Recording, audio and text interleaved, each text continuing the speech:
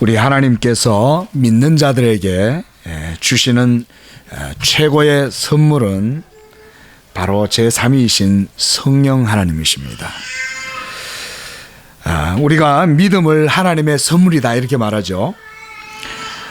그럴 때 이 믿음은 곧 성령의 생명과 그 은혜를 담는 그 택배 상자와 같은 것이다. 저는 이렇게 표현을 하고 싶습니다.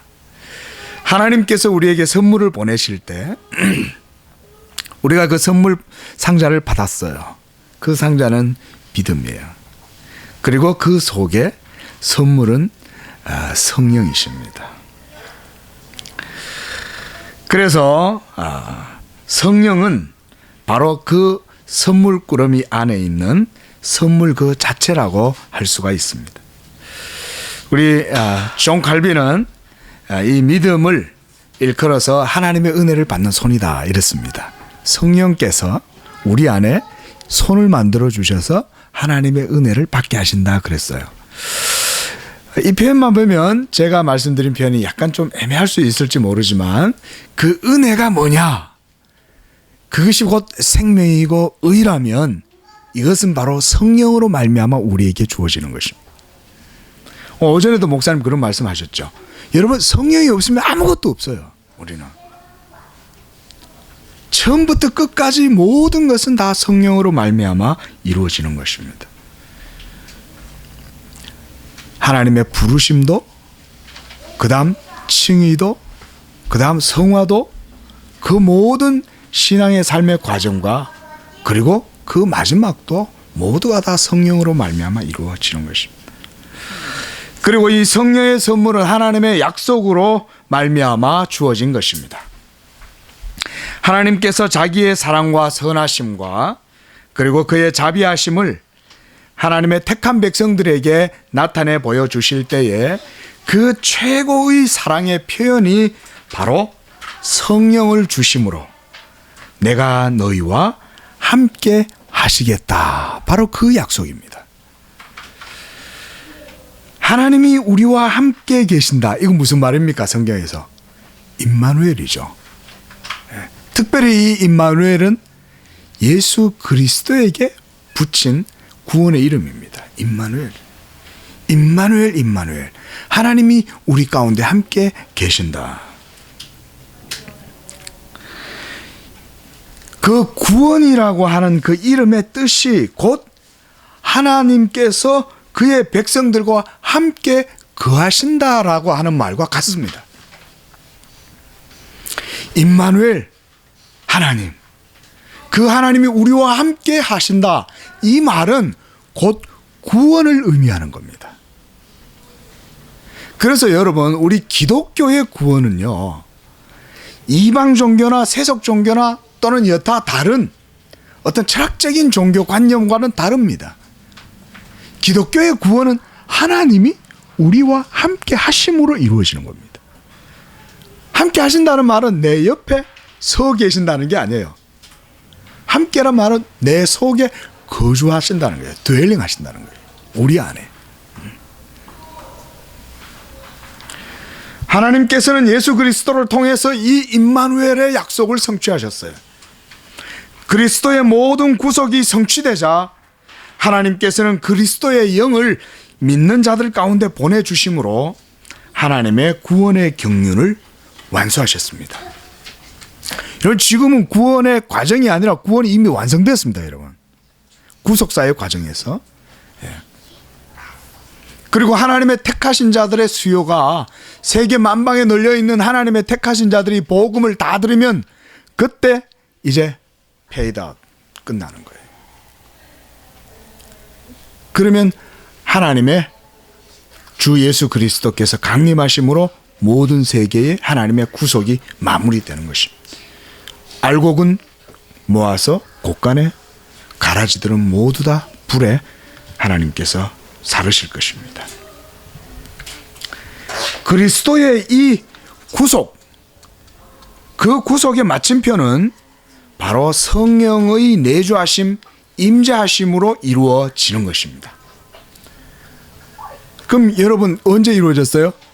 그게 2000년 전에 초대교회 오순절 마가 다락방에 성령이 임하셨을 때, 여러분 그때 여러분 이제 그리스도의 구속의 이 종말이 그때 이루어진 겁니다. 시간적으로 보면요. 그때부터 지금까지 계속해서 이 구속의 종말이 그때부터 지금까지 계속해서 이루어지는 거예요. 이미 그리스도 안에서 종말이 이루어진 거예요, 여러분. 우리의 시간으로 생각하지 마세요. 하나님의 구속의 시간관으로 생각하면 성령의 임하심으로 이미 그리스도의 구속이 완수된 거예요. 끝난 거예요. 그리스도의 십자가의 죽으심과 부활로 모든 것이 끝난 것이 아니었습니다. 그것은 그리스도가 우리를 구원하시기 위한 모든 의를 완수하는 것이 끝난 거예요. 하지만 하나님의 구원의 끝은 그게 아니에요. 그리스도께서 하나님 보좌 우편으로 가셔서 거기서 아버지께로부터 약속하신 성령을 받아서 지상의 교회에 부어주심으로 이것으로 그리스도가 영광을 받으시고 그것으로 지상의 교회가 신약의 교회가 탄생되고 이로써 구원이 이루어지는 거예요. 여러분, 성령이 임하셔야 돼요. 그래서 여러분, 우리는 성령의 임재의 단회성을 강력하게 주장합니다. 그래서 여러분, 부활하신 주님께서 우리 주님을 사랑하는 여인들이 막 예수님 주변에 둘러싸여 계셨어요. 그래가지고 주님을, 부활하신 예수님을 만나니까 너무 반가우니까 주님의 옷자락을 막 잡고 막 흔들려고 하니까 주님이 뭐라고 하시냐면, 나를 만지지 마라. 내가 아버지께로 가야 한다. 그랬어요. 이 말씀 무슨 얘기냐면요, 아직 내가 할 일이 남았다는 거예요. 내가 아버지께로 가서 성령을 보내주면 너희가 그때 나를 더 확실하게 만지게 될 것이다. 이런 의미도 있을 거라고 봐요. 뭐냐면 주님이 자신의 영광을 드러내시는 것이 아직은 때가 남았어요. 뭐냐면 하나님 보좌 우편에 올라가셔야 돼요. 그리고 거기서 아버지께서 그리스도에게 이 성령 부어주심의 모든 하늘과 땅의 권세를 그리스도에게 주시면 그리스도가 그것으로 성령을 교회에게 부어주시는 것입니다. 놀라운 사건입니다.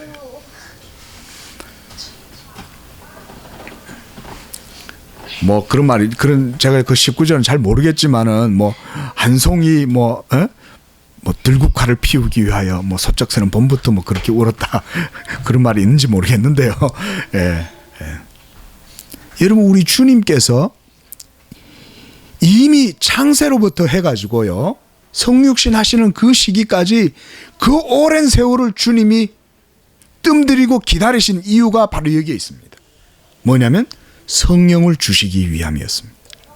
이 사실을 마음에 깊이 믿으시기를 바랍니다. 성령을 주시려고 하나님께서 그 오랜 구약의 구속의 역사를 하나하나 한 스텝 한 스텝 밟아 가시면서 모든 일들을 다 이루어 가신 거예요. 그 드라마를 써나가실 때 그냥 안 하시고 이스라엘 백성들을 참으시고 모두 다 멸절시키고 싶었지만 하나님이 또 참으시는 거예요. 왜?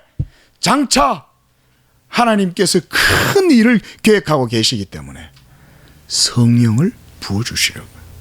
지금은 너희가 말도 안 듣고 완악하고 강팍하게 불순종하고 할지라도 내가 장차 너희들에게 부드러운 마음을 주고 새 영을 부어주겠다. 선지자들이 계속해서 불순종하고 강팍하고 배반하는 이스라엘 향하여 전한 메시지가 그것이었죠. 내가 너희와 장차 베풀 언약은 이전에 너희 조상들과 맺은 것과 같지 않다. 내가 새로운 영을 너희에게 부어주고 내 말을 그들의 마음속에 심어서 그들로 하여금 내 백성이 되게 하고 나는 그들의 하나님이 되게 하겠다. 이런 약속을 구약에서 계속 하셨어요. 뭐예요? 성령의 임재예요, 여러분.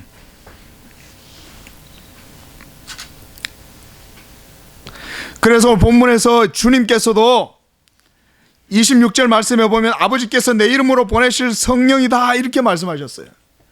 여러분, 성령은 이 세상에 오셔서 철저히 예수 그리스도의 이름으로 행하십니다.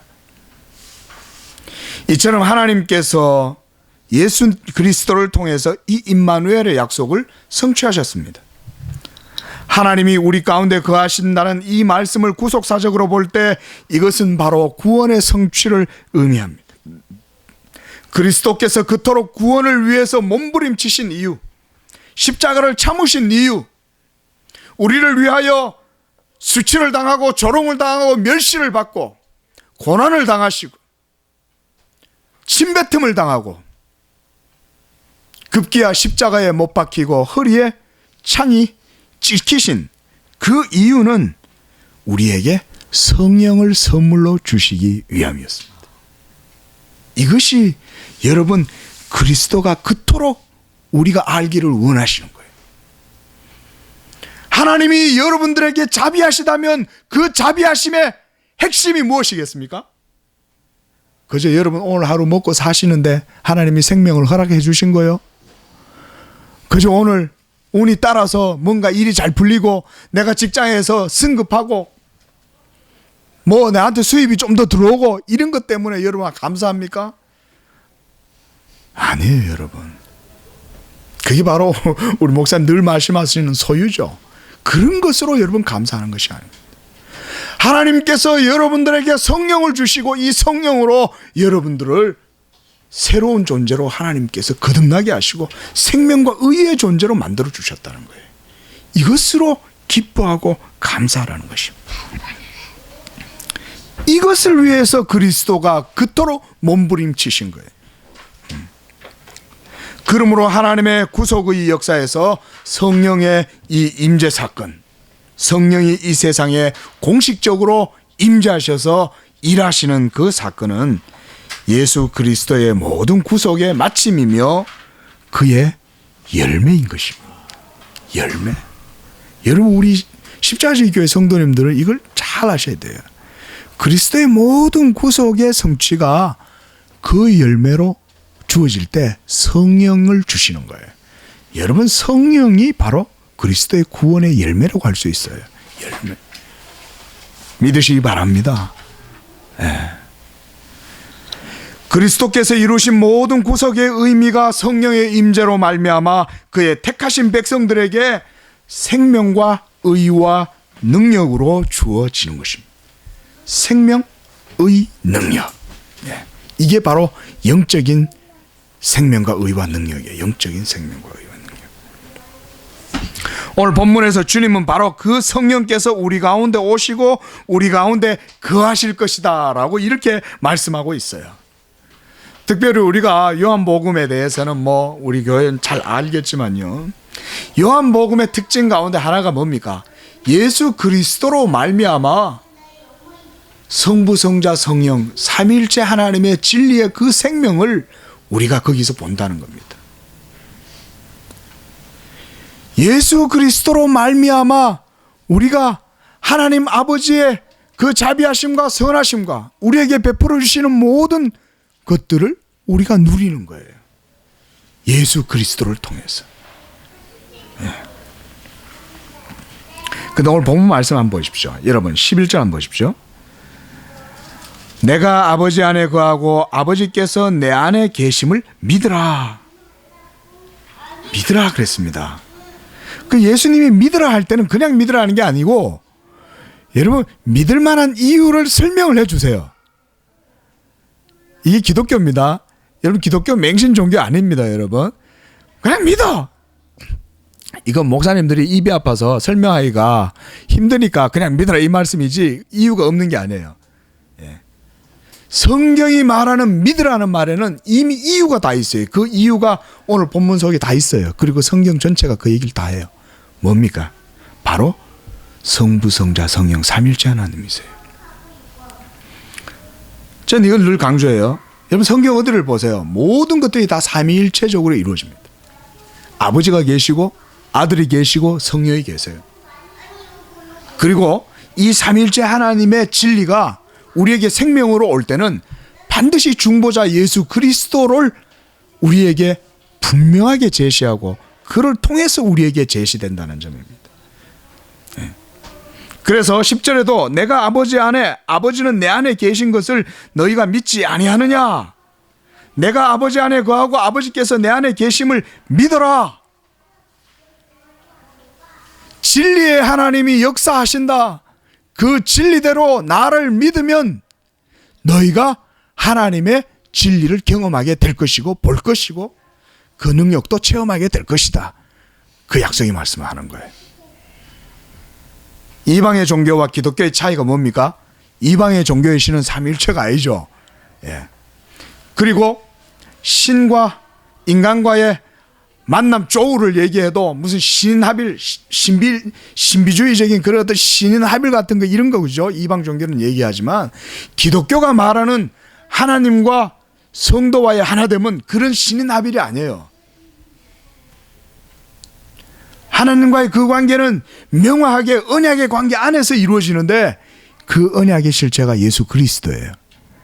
그 예수 그리스도를 믿음으로 그를 통하여 성삼위 하나님과의 성도와의 이 신비적인 연합이 이루어진다는 것이 이방 종교와 기독교와의 완전한 차이예요. 기독교도 하나님과 여러분 사람과의 연합을 말해요. 그런데 그 연합은요 예수 그리스도의 성육신을 통해서 이루어지는 겁니다. 굉장히 중요한 겁니다. 여러분, 우리가 왜 그리스도의 성육신을 강조해야 됩니까? 왜 우리가 그 영광을 보니 아버지의 독생자의 영광이요 은혜와 진리가 충만하더라. 왜 그리스도의 성육신에 대해서 그토록 강조합니까?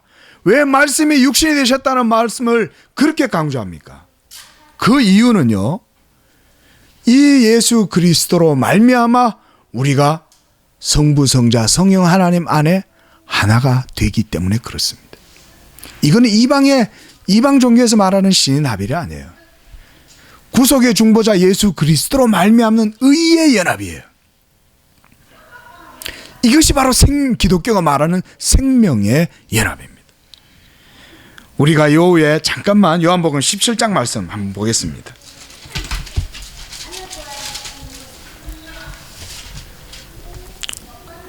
주님은 여기서 자신의 구속의 사역을 이루시기 전에 마지막으로 이 대제사장의 기도를 하나님 앞에 하는 거예요. 여러분, 이 중보자의 기도입니다. 우리를 위한 11절 말씀을 보십시오. 중반절에 보면 거룩하신 아버지여 내게 주신 아버지의 이름으로 그들을 보존하사 우리와 같이 그들도 하나가 되게 하옵소서. 또한 21절에도 아버지여 아버지께서 내 안에 내가 아버지 안에 있는 것 같이 그들도 다 하나가 되어 우리 안에 있게 하사 세상으로 아버지께서 나를 보내신 것을 믿게 하옵소서. 계속해서 내게 주신 영광을 내가 그들에게 주었사오니 이는 우리가 하나 된 것 같이 그들도 하나 되게 하려 함이니이다. 성부, 성자, 성령 삼위일체 하나님 안에서 우리 모든 성도가 그리스도를 믿음으로 그 안에서 하나가 되게 해달라고 말해요. 여러분, 그게 어떻게 이루어졌어요? 바로 성령을 통해서 그 일이 이루어진 겁니다. 진리의 성령을 통해서 성도들이 삼일째 하나님의 그 진리와 생명과 의 가운데 참여하는데 바로 예수 그리스도와의 연합을 통해서 이 일이 이루어졌다는 것입니다. 이 그리스도와의 연합에서 성령이 바로 주요한 역할을 하시는 거예요. 여러분들로 하여금 그리스도의 몸에 참여하게 하시는 거예요. 여러분, 그 몸에 그리스도의 영에 참여하신다. 그리스도의 어떤 그런 헬라의 철학에서 말하는 그런 관념론적인 그런 영이 아니라 그리스도의 몸에 여러분들로 하여금 참여하도록 성령이 역사하신다는 거예요. 이게 바로 그리스도의 영의 역사입니다. 이와 같이 성령이 믿는 자들 가운데 거하실 때에 어떤 일이 일어나느냐? 바로 하나님과의 의의 연합이 그리스도로 말미암아 이루어지는 것입니다. 그래서요, 여러분, 우리에게 이 그리스도 예수를 믿는 우리에게 늘 고백되어져야 하는 것이 뭐냐면 성령을 의지하는 믿음이에요. 그래서 성경은 성령에 대해서 성도들에게 이렇게 말해요. 너희가 성령을 근심케 하지 마라. 너희가 성령을 쫓아 행해라. 너희가 무슨 일을 행할지라도 하나님의 말씀을 따라 행하는 것 같이 행하라. 이 말은 뭐냐면, 바꿔 말하면 성령과 주파수를 아주 항상 주파수를 잘 맞추고 사이클을 성령에 맞추어서 하나님의 말씀과 일치된 삶을 추구해라는 말이에요. 그렇게 하실 수 있기를 주의 이름으로 축원을 드립니다.